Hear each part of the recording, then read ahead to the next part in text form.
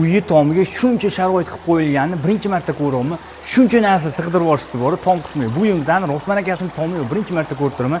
Bu yon tarafda mana shunaqa basseyn, yozgi oshxona va o'tiradigan mehki zonalar qilib qo'yilgan. Bu yoqdan terrasaga ham chiqib ketsak bo'ladi. Videoni oxirigacha ko'rsanglar, sizlarga tomda nima borligini ko'rsataman. Bu esa uyimizga asosiy kirib kelish qismi, darvozaxonasidan boshlab sizlarga tushuntirib beraman. Mana shunaqa keng ketgan zelyoniy zonalar.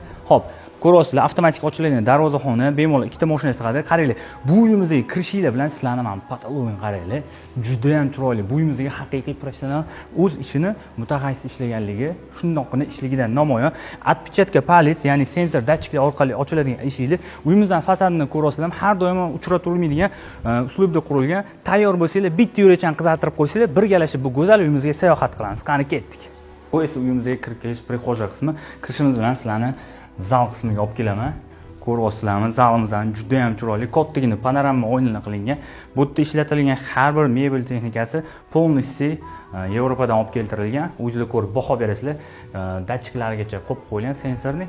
Xo'p, bu yoqqa keladigan bo'lsak, bu uyimizni o'zi umniy dom qilingan, ya'ni ovoz orqali hamma joy pardalarni ochib yopsanglar ham bo'ladi, svetlarni o'chirsanglar ham bo'ladi. Uyimizni ko'rasizlar, kattagina panorama o'yinlar, juda ham chiroyli. Qo'l qismiga ham o'zingizlar bitta baho berasizlar. Mehki zonalar hammasi juda chiroyli, ko'zga tashlanadigan ranglardan qilingan.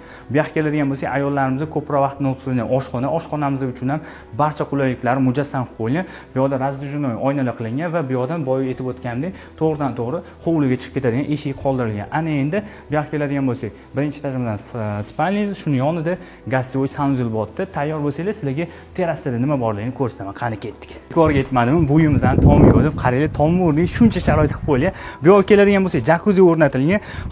Havo harorati -10 bo'lsa ham bu yoqda mazza qilib dam olsanglar bo'ladi. Eng yoqqan jihati mana buni qaranglar. Shundoqqina masjid ko'rinadi. Yo mashalloh, niyat qilganlar bitta like bosib qo'yasizlar, kelinglar. Menga yana bitta yoqqan jihatini hozir men sizlarga ko'rsatib beraman. Oxirigacha ko'rib tursanglar.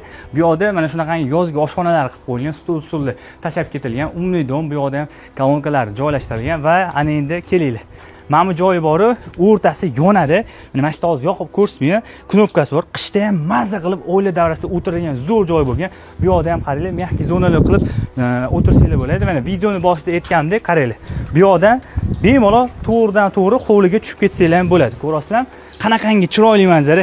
Inshaalloh niyat qilgan har bir musulmonga eng kamida mana shunaqa qo'yiladi, ota-onasiga sovg'a qilib, mazza qilib yashashlik nasibi ro'za aylasin. Bu uyimizni yoqqan bo'lsa, bitta like bosib, kimga mana shunaqangi fayzli xonadonlarni ravo ko'rsangiz, o'sha eng yaqin jigaringizga bitta like bosib jo'natib qo'ying.